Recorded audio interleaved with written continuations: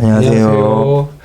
예, 세계인간 소명 TV 지금 이항 실장님 뵙습니다. 예, 안녕하세요. 오늘은 이항 실장님과 지난 주에는 이제 이슈와 큰 콩나무를 다뤘었는데 이슈와 콩나무를 우리 전체 스태프들이 모여서 막 잡담하는 방식으로 좀 다뤘고 바꿨죠. 예. 방금 이제 올렸습니다. 네. 촬영 하나 끝나고 그러시군요. 방금 핸드폰 하나 올렸어요. 그래서 저희는 좀 아주 가볍게 포토블하게 이렇게 해서 그래서 오늘은 우리 이항 실장님과 예전부터 나누었던 중요한 컨텐츠가 뭐였냐면 낫끝에 대한 것은 낫끝. 네, 낫끝이 뭐죠? 나만의 방식으로 끝까지 줄이면 낫끝. 네, 그래서 우리 이항 실장님께 계속 이항 실장님은 또 어떤 자료와 어떤 또 컨텐츠를 또 우리 크리스찬 분들 또는 다음 세대 청소년 청년들에게 잘 소개해 줄 수 있을까를 고민하다 보니 일단 이항 실장님이 설명을 잘하세요. 약간 큐레이터적인 의사가 있으셔서 설명도 잘하시고 또 통찰력도 깊으시고 근데 그 중에서 설명을 또 되게 세련되게 잘하시는 그 중에 하나가 뭐냐 인물에 대한 거였거든요. 네, 저도 좋아합니다. 인물 소개하고 자꾸 하는 거. 나중에 기회 되면 저에 대한 인물도 한번 이렇게. 그래서 한번 생각해 보겠습니다. 아닙니다, 농담.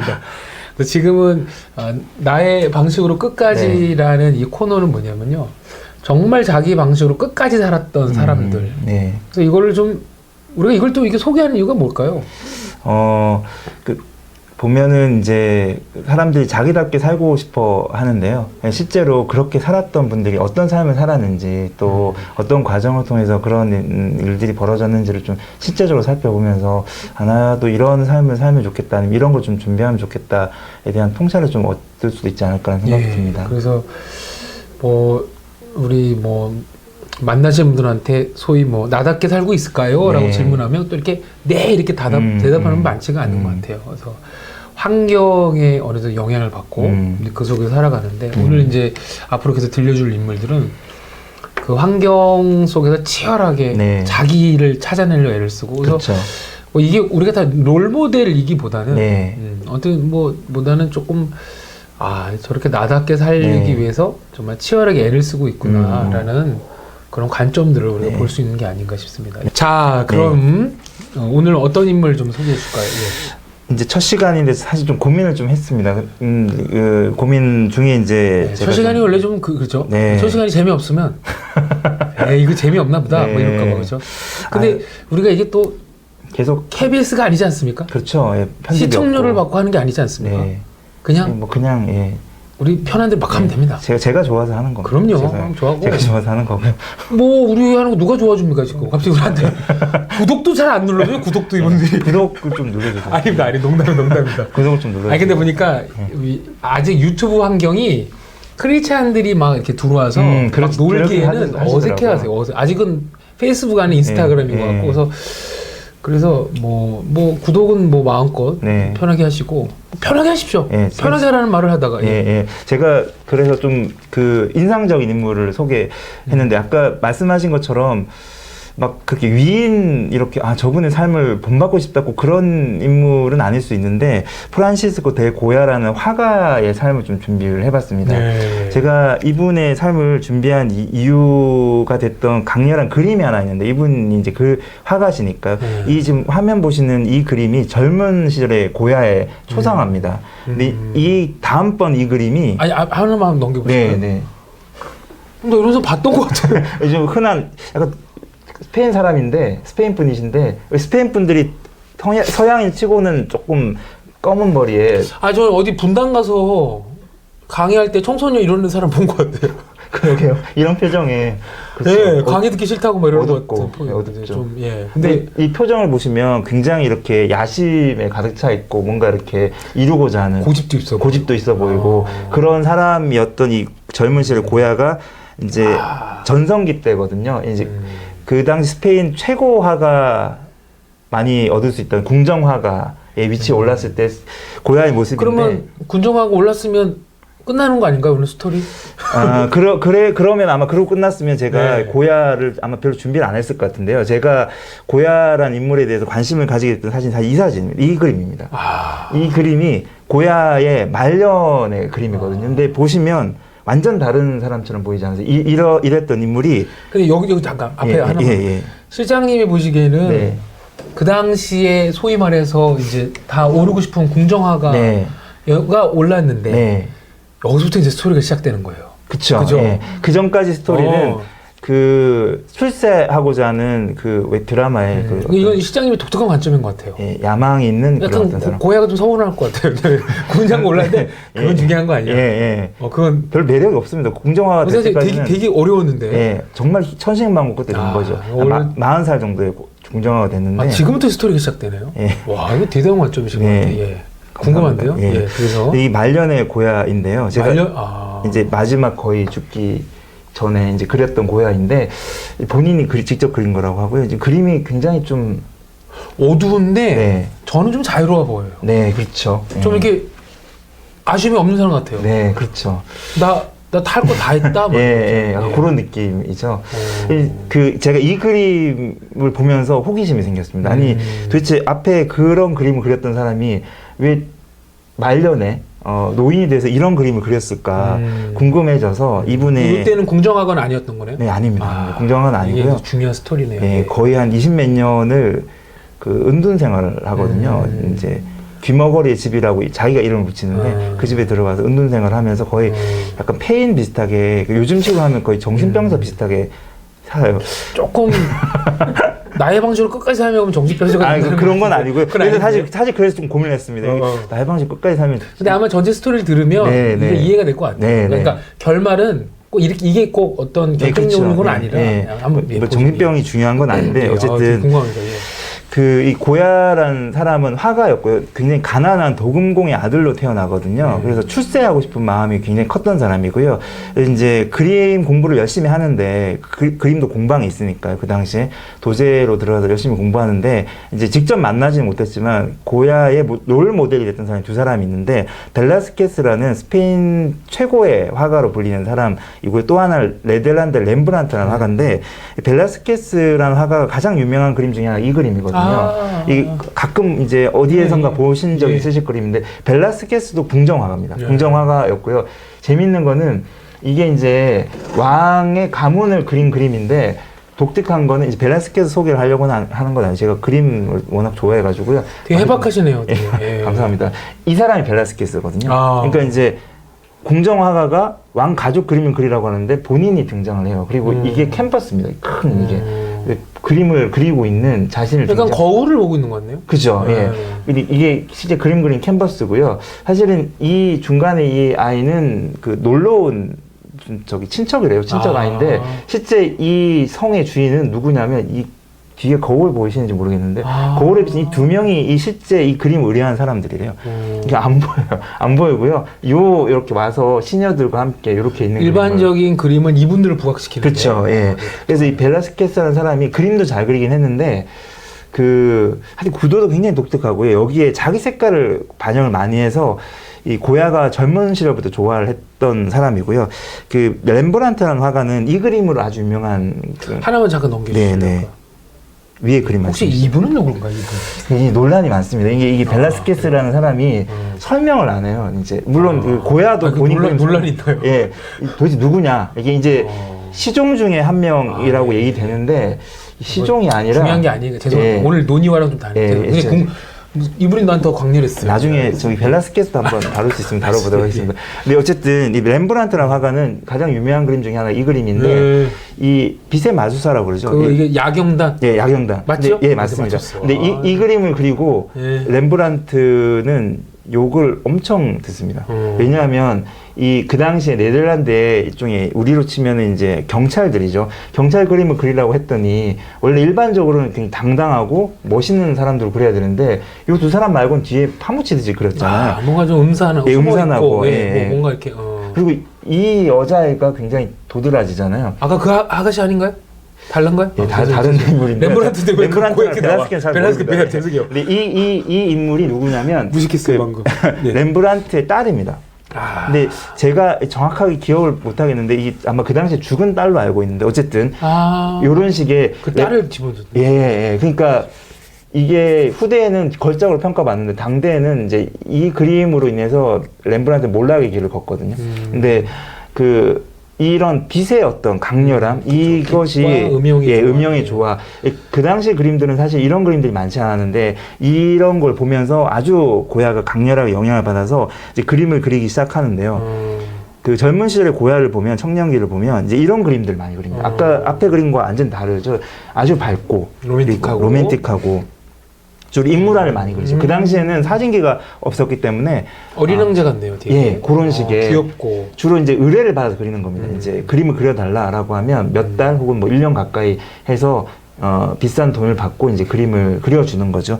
예, 그 당시 화가들이 이렇게 생계를 유지했는데 이제 이런 식의 그림, 아주 정교한 그림들을 그리기 시작하는데 아까 렘브란트 영역 때문인지 네, 빛과 대조를 하기 시작하죠. 예, 그러네요. 대조를 하기 시작하는데 이때 그 고야의 가장 중요한 목표는 궁정 화가가 되는 거였습니다. 최고의 출세를 하는 거죠. 아까 가장 존경했던 벨라스케스라는 화가는 스페인의 궁정 화가까지 됐지만 궁정 화가를 넘어서서 기사단 자리까지 받거든요. 그러니까 귀족까지 됩니다. 근데 본인도 그걸 꿈꿨던 것 같긴 해요. 그래서 여러 가지 각고의 노력 끝에 궁정화가의 자리에 오릅니다. 궁정화가의 자리에 오르고 나서 그렸던 그림이 이 그림인데요. 이 카를로스 4세라는 왕이 그 당시에 스페인을 통치하고 있었는데 이제 이 그림이 카를로스 4세의 가족을 그린 그림인데요. 이 그림을 가만 보시면 독특한 게 뭐냐면 이 카를로스 4세가 왕이니까요. 왕이 주인공이잖아요. 근데 주인공이 여기 있습니다. 여기 있는데 주인공이 중심에 있지 않아요. 네. 중심에 누가 있냐면 왕비가 있습니다. 이 당시에 카를로스 4세가 좀 이렇게 그 우둔한 왕으로 알려졌거든요. 그래서 카를로스 3세, 아버지 카를로스 3세가 아들에게 이 왕위 수업을 안 할 정도로 얘는 안 되겠다 싶어서 근데 이제 왕이 오르죠. 그래서 실제 정치를 누가 했냐면 왕은 이 사람인데 왕비였던 이 사람이 정치를 해요. 그래서 딱 중앙에 놓는 거죠. 중앙에 누가 있는가가 실세인이 아니에요. 예. 근데 이게 사실은 좀 비판을 받죠. 어쨌든 요런 거가 있고 요 끝에 이 사람이 고야입니다. 벨라스케스를 오마주한 건지 이렇게 그러니까 벨라스케스의 그리고 이제 약간 중심에 있지 않고 그림이랑 좀 비슷하죠. 영향을 받는 거. 요런 그림과 좀 그러네. 약간 비슷한 그림으로 그려지고 이렇게 궁정화가가 되는데 그 궁정화가의 삶을 살다가 한 5년 정도 지나서 그 열병을 앓습니다. 열병을 앓고 귀머거리가 돼요. 이 고야가 귀머거리가 되고 그리고 그 궁정화가가 되는 그 해가 몇 년 전이냐면 그 1789년인데 1789년에 프랑스 대혁명이 일어난 해거든요.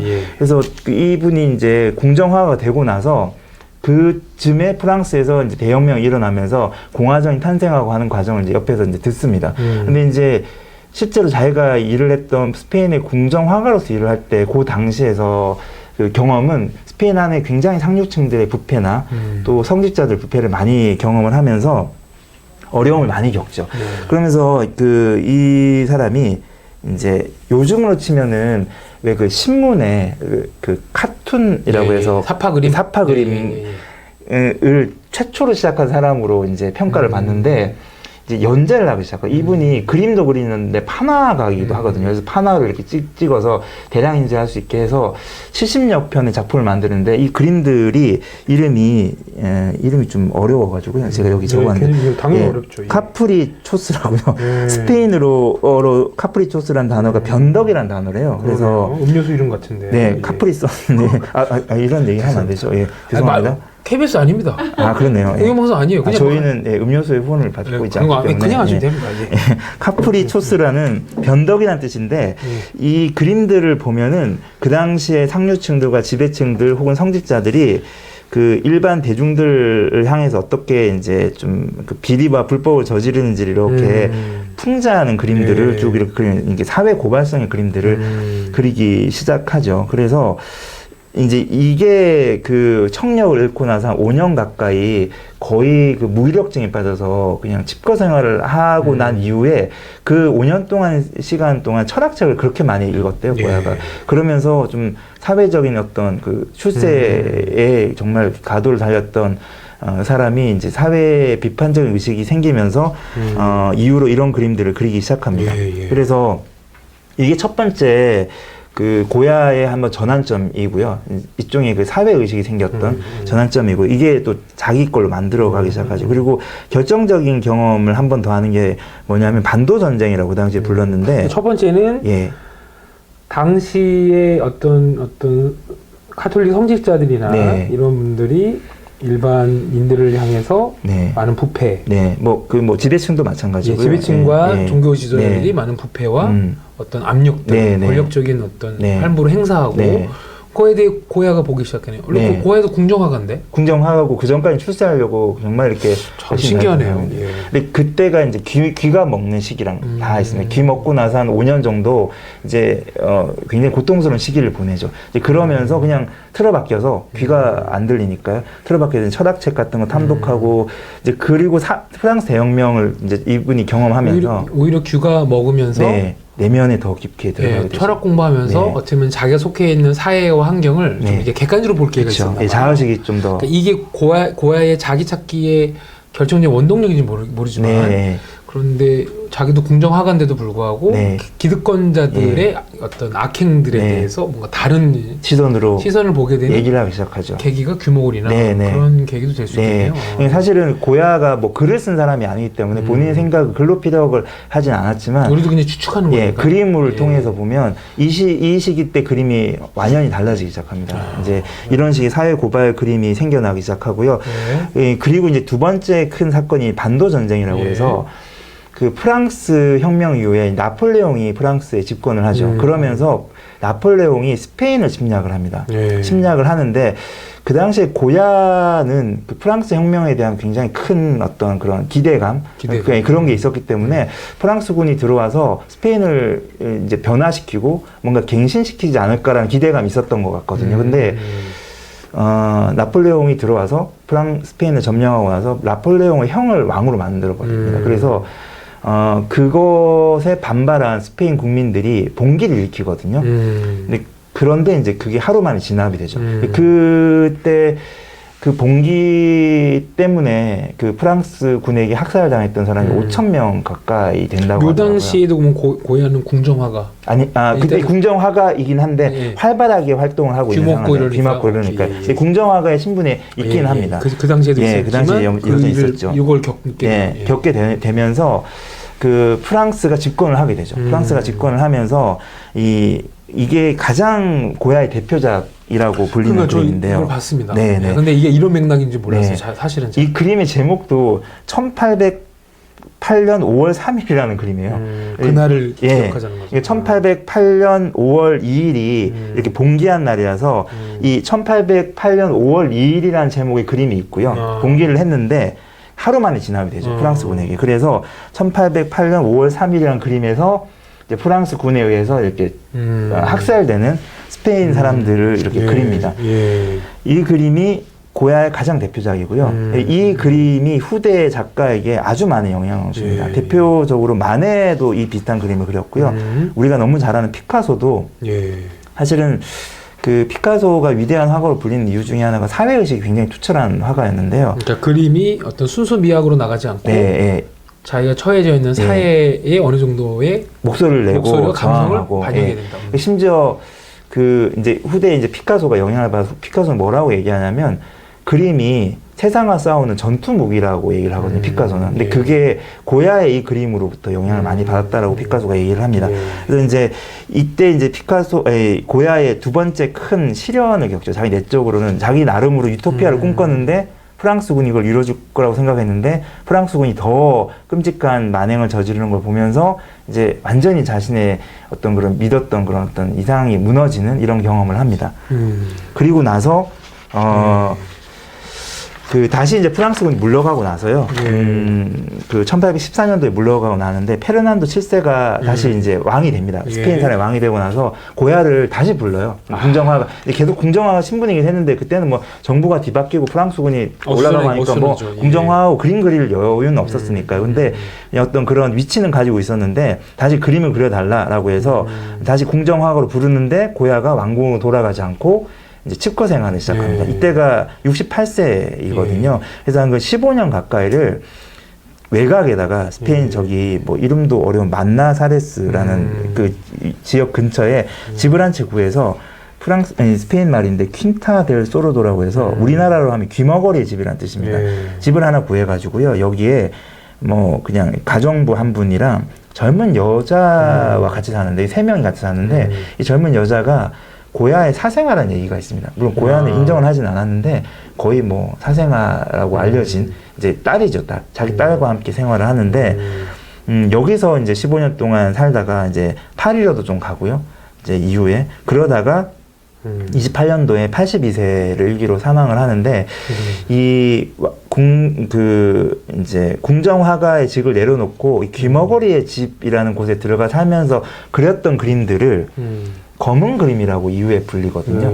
근데 제가 고야란 인물에 관심을 가지게 됐던 그림들이 사실 이 그림인데요. 제가 이 그림 보면서 저도 이런 고야 같은 어두운 면이 있나라는 좀 생각을 좀 하게 됐는데 이런 그림입니다. 예, 이건 굉장히 밝게 이렇게 톤으로 표현한 사람들은 건데 어둡습니다. 이렇게 보면 이제 이거는 귀머거리 된 다음에 네, 이후에 반도 전쟁 이후에 완전히 귀머거리 이제, 집에서 귀머거리의 집에서 그냥 은둔 생활을 하면서 자신의 존재에 대한 어떤 그 거의 정신병이라고도 얘기할 정도로 우울감이 시달리고 그리고 자신이 믿었던 이상도 다 무너지고 그 상황에서 자신이 느꼈던 정서를 좀 솔직하게 표현하는데 이거는 잠깐만요. 예. 위에는 천사인가요? 천사? 네.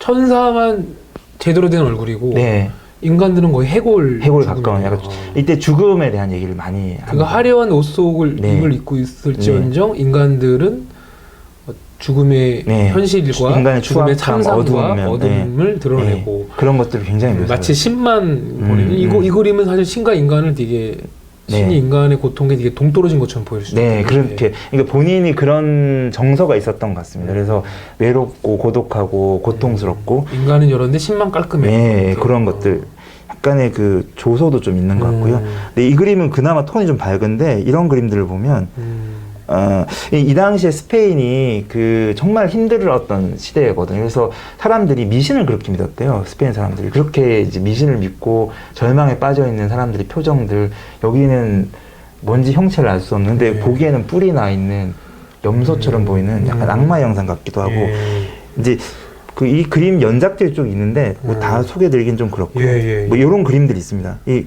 표정도 굉장히 우울하고 어둡고요. 그리고 이런 그림도 있고. 이제 그 검은 그림의 가장 대표적으로 불리는 그림이 이 그림인데요.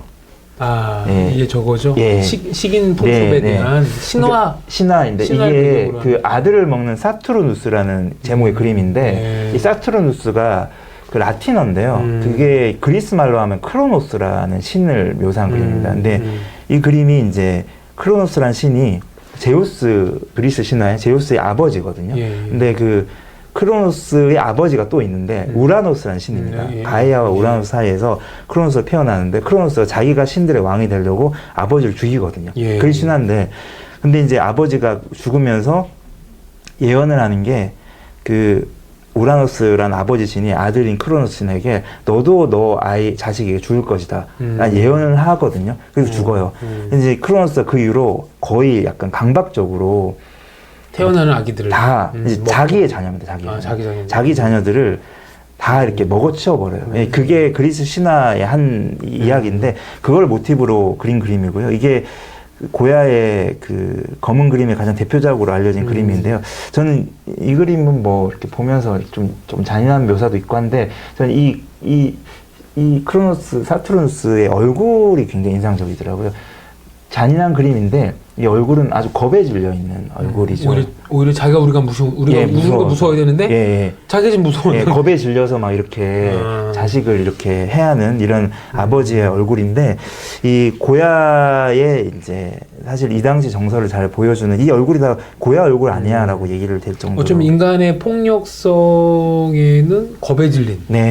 겁에 질려서 오히려 먼저 죽이는. 그런 어떤 뭐 반도전쟁 모습도 있고 그렇게 볼 수 있겠네요. 그래서 그 인간의 잔인성, 또 참혹함, 전쟁의 참혹함, 또 뭐 사람들의 어떤 죄성 이런 것들을 만나고 그걸 계속해서 이렇게 고통받으면서 결국에는 이제 자신만의 세계로 들어가서 이런 좀 그 검은 그림이라고 불리는 우울한 그림까지 이제 그리는 고야의 모습을 보면서 고민을 했던 이유는 너무 좀 우울하지 않을까라는 생각이 고민을 했는데 그 제가 이 인물을 소개해드린 이유는 이 그림을 보면서 이 고야만큼 정말 자유감정이 솔직했던 사람이 정말 있을까 싶을 정도로 여기서 낙긋이 나오래요. 나의 방식으로 끝까지 끝까지 정직하게 솔직. 솔직하게 자기 감정에 정말 솔직했던 인물 같습니다. 심지어 그 감정에 나중에 집어삼켜져서 막 정말 정신병에 가까운 어떤 모습을 보였을지라도 고야는 자기가 믿는 바에 따라서 정말 최선을 다해서 끝까지 살았던 사람이거든요. 젊은 시절을 보더라도 물론 출세 때문에 살았지만 그것도 역시 자기를 던졌죠. 막 출세할 거, 기왕에 출세할 거 물불을 안 가리거든요. 그게 옳은 줄 알았는데. 네, 그게 옳은 줄 알고 해서 궁정화가 되면 마치 다 이룰 거라고 생각을 했는데 궁정화가 되고 나서 보니까 이게 거의 그런 어떤 좀 부패한 그런 어떤 상류층들 약간 꼭두각시 같은 느낌을 받으면서 그들을 이제 조소하기 시작했고 그런 작품을 만들기 시작했고 이상향을 믿었던 어떤 프랑스 대혁명 또 프랑스 군에 의해서 스페인 사람들이 무참하게 학살되는 걸 보면서 이제 믿었던 마지막 이상까지 무너지면서 자기의 어떤 세계로 이제 어떻게 보면 갇힌 거죠. 그렇지만 고야는 자기 자신에게 정말 솔직했던 사람이라는 생각이 듭니다. 그래서 오늘 프란시스 대 고야라는 이제 작가를 선정해 봤고요. 어떻게 생각하면 궁정화가 있었기 때문에 그냥 그 궁정화가 이분이네요. 강렬한 그림이죠. 처음 좀 베토벤 그림인 줄 알았는데 아니더라고요. 이탈리아 갔다가 이런 머리 봤습니다. 태양머리 이렇게. 태양머리. 실제로요? 이런. 그러니까 이거보다 더 태양머리를 더 이렇게 하는 분들이 있어요. 이렇게. 진짜. 그리고 쫙 양복 입고 태양머리를 쫙 하고 딱 이렇게 앉아서. 그러게요. 그런 분들이 이탈리아, 아니 뭐 머리가 그럴 수도 있으니까. 이런 분들 좀 솔직하신 것 같긴 합니다. 자기 표현에. 그러시군요. 되게 오늘 일단은 되게 제가 교양적으로 풍부해졌습니다. 그냥 고아의 그 그림 하나만 알고 있었는데 이런 스토리를 이렇게 짧게 들려주시는 거는 우리 이양 시장님밖에 안 계신 거죠. 제가 보기에는 소명 강의보다 이거 강의를 더 잘하시는 것 같아요. 조만간 이직을 하시지 않을까요?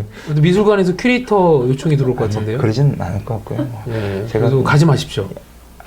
여기서 하십시오. 가진 않을 겁니다. 여기서 하시다가 나중에 혹시 기회 되면 모집해갖고 젊은이들 데리고 외국의 미술관 다니시면서 실제로 해도 좋을 것 같아요. 와, 되게 너무 실제적이고. 그러니까 어떻게 생각하면 그 정상적인 인간이라고 했을 때는 강한 자들이 약한 자들을 함부로 억압하거나 아프게 할 때 아파하는 게 정상이죠. 고야처럼. 또는 두 번째, 전쟁에서 말도 안 되게 하루 만에 수만 명의 사람들을 죽이는 모습 봤을 때 너무 참담하게 느끼는 게 정상이죠. 근데 이제 대부분 사람들은 자기 안에 있는 그런 감정에 솔직하기보다는 뭐 궁정화가라든지 자기의 지위, 자기 신분을 계속 유지하기 위해서 참는데 이게 고야가 또 예술인이라서 그런지 그럴 수 없었던 거죠. 그래서 그것이 어떻게 보면 인간에 대한 환멸, 또 기대감에 대한 어떤 상실감이 나타나니까 정말 어떻게 자기가 그 감정에 압도되어 광기가 생길지라도 그 감정을 끝까지 물고 나려간 게 그 다음에 작품 세계였군요. 맞습니다. 그렇게 이해도 될까요? 되게 고야가 살았던 당시가 거의 이제 소위 말하는 야만의 시대에 가깝습니다. 그 마녀 사냥도 실제로 자행됐던 부분이 있었고요. 그리고 이제 프랑스군에 의해서 학살도 자행됐고.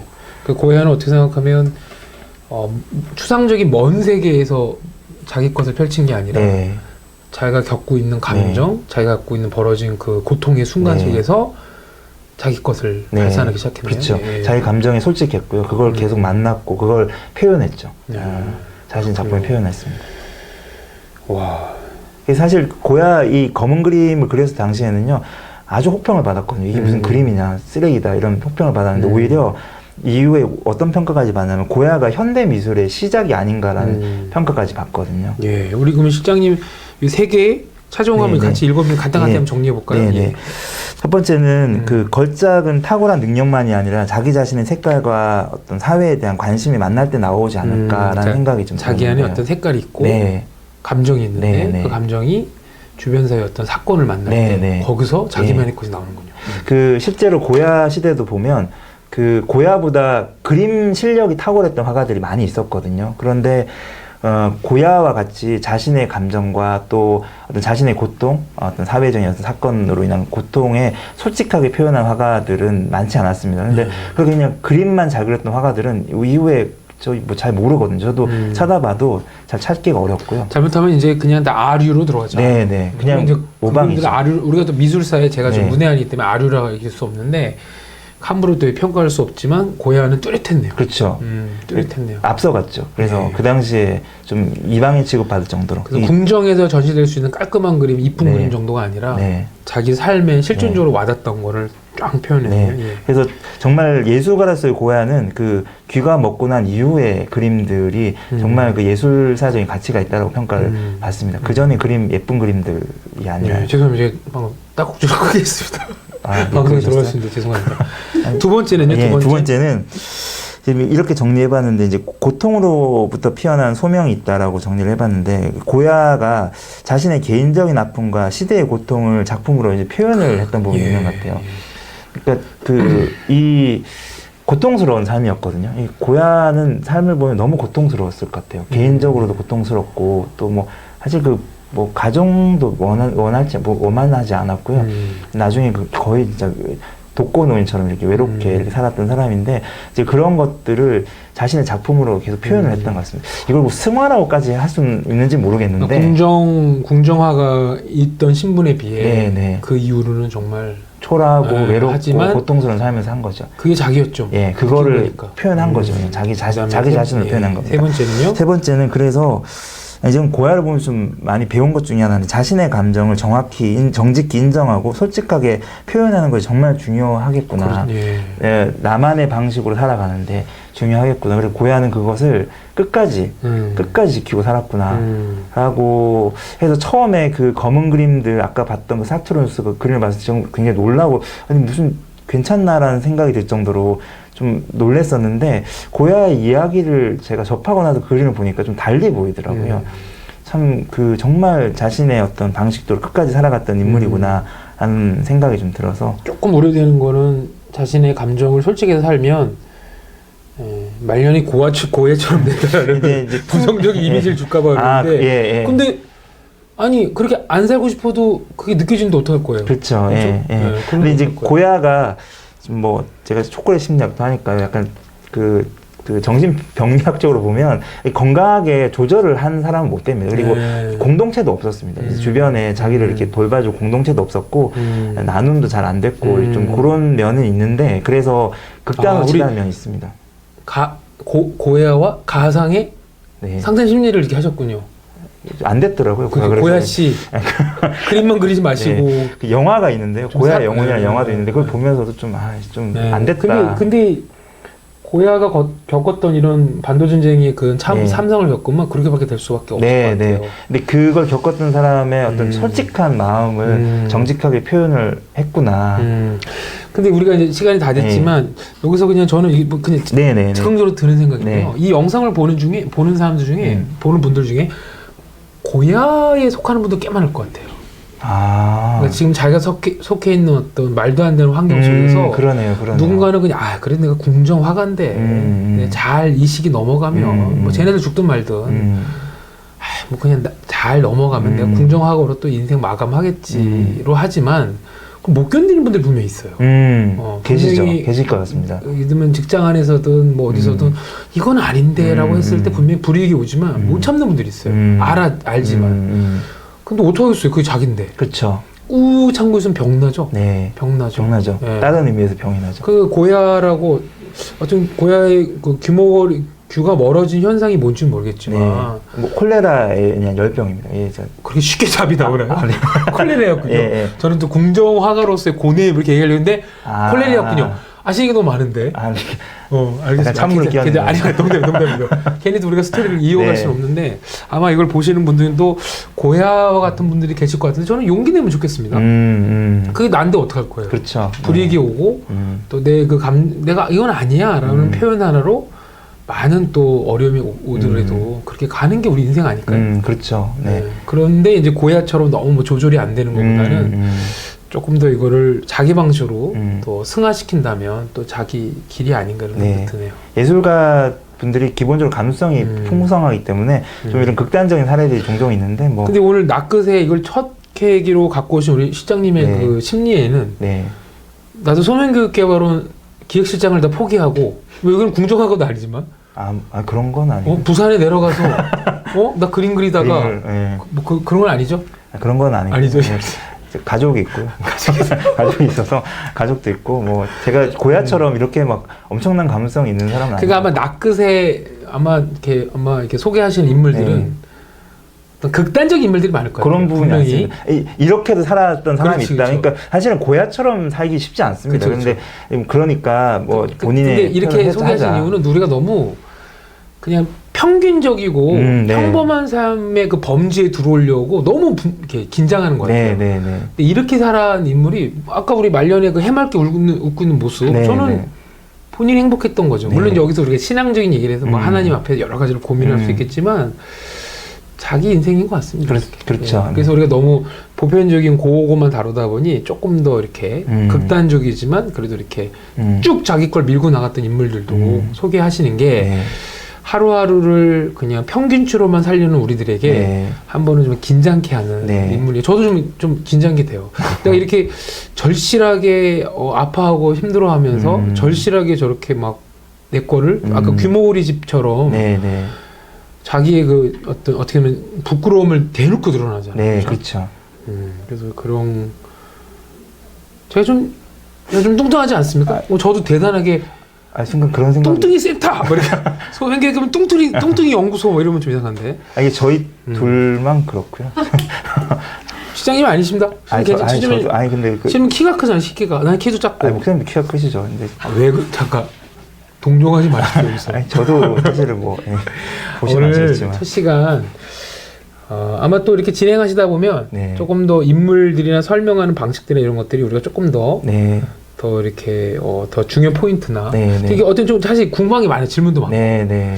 꼭 궁정에 저렇게 나오게 된 동기를 네. 고야가 직접적으로 이렇게 표현한 어떤 액션이나 사건들이 있는가 좀 그것도 궁금한데 네. 오늘은 그러나 이제 자기가 느꼈던 고통을 끝까지 물고 나가서 네. 설령 그것이 좀 말년이 이상할지라도 본인은 행복했던 것 같아요. 그랬던 것 같아요. 그 그림 그려놓고 그 앞에서 밥 먹고 하는 걸 정말 좋아했다고 그러더라고요. 고야가 행복했대요. 그런 그림 보면서. 그래서 뭐가 더 옳은 삶인지는 우리가 고민해야겠지만 삶을 살아가는 방식이 이렇게 되게 다양하다는 거. 그래서 나의 모습으로 끝까지 살아간다는 것은 결국 보통과 어떤 평균에 속하는 것만은 아니라는 거. 이런 걸 좀 이 시간에 좀 이렇게. 그래서 뭐 나대로 살면 미친다 이런 건 아니죠. 그런 건 아니죠. 절대 아니죠. 그런 건 아니고요. 이 프로그램 좀 위험한데요? 그런 건 아니고 미치는 건 아니고요. 네. 다음번에 좀 뭐 이렇게 정상적으로 삶을 마무리한 분도 소개를 드리도록 하겠습니다. 아닙니다. 보시는 분들은 어느 정도 소양이 있으시기 때문에 다 알아서 듣죠. 근데 고야를 이렇게 짧은 시간에 본 것도 참 대단한 것 같습니다. 진짜 즐거웠습니다. 아무튼 오늘 첫 해 낚끝 나의 모습으로 끝까지 산 사람들의 모습들을 매주 한 명씩 소개해 주실 것 같은데 그 모습을 통해서 우리가 어떤 모습을 살아가고 있는지 좀 돌아보면 좋겠고 너무 평균적인 인물만 되려는 긴장감을 좀 내려놓고 다양한 삶의 길이 있다는 거를 좀 봤으면 좋겠습니다. 근데 여시장님 너무 설명 잘하시는데요? 이거 참 감사합니다. 부럽습니다. 이거 참 화면을 보니까 세 명에서 이렇게 찍고 있는 것처럼 보이기도 합니다. 고야가 우리 내려오고 있는데 아무튼 오늘 이렇게 일에 이렇게 마치도록 하겠습니다. 시장님 다음 주에도 좀 어디 딴 데서 스카우트 제의 들어와도 그 스카우트 잘 안 들어오는 게 조회수가 우리가 아직 높지가 않은데 별로 들어오더라도 큐레이터 분들이 보시기에는 좀 미흡한 부분이 있으실 건데 뭐 그때 뭐 좀 이거 이상하다면 연락 주십시오. 아니 그래도 뭐 그냥 우리끼리 합시다. 그러니까요. 그분들은 알아 거기서 하라 그러고 우리는 우리대로 또 하면 될 것 같아요. 아무튼 이렇게 또 초콜릿 심리학도 하시는 우리 시장님께서 그 나의 모습으로 끝까지 일에 고야 오늘 좀 다루셨습니다. 다음에 또 좋은 인물 또 이렇게 갖고 오셔서 또 좋은 이야기 되면 좋겠습니다. 감사합니다. 수고하셨습니다. 감사합니다.